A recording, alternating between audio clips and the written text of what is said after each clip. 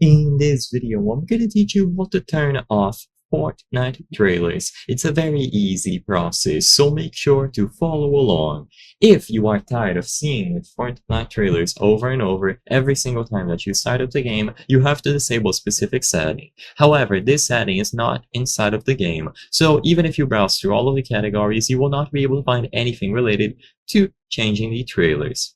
So they are supposed to go away as soon as you watch them once. However, if they keep appearing for you over and over again, then follow this method. Press Windows plus R and you will see this run window. Alternatively, you can also search for run on Windows. Then you have to type percentage local app data percentage. Press OK, and this will redirect you to a folder where you can find a bunch of information and a bunch of programs on Windows, including Fortnite. So click on the Fortnite game folder, go to Saved, Config, and then Windows Client. Now you will have two files here.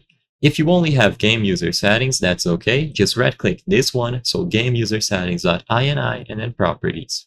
Now check to see if read only is ticked on. If read only is enabled, then you have to disable it.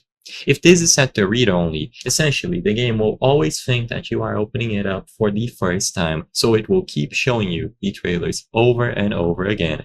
So by disabling read only, you click apply, click OK.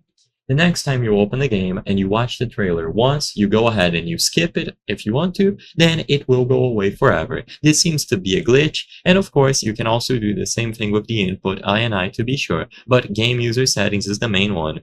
If this doesn't work, then sadly there is nothing else that you can do. I don't know of any other methods, so I would recommend just doing a full reinstall and making sure that everything is working properly.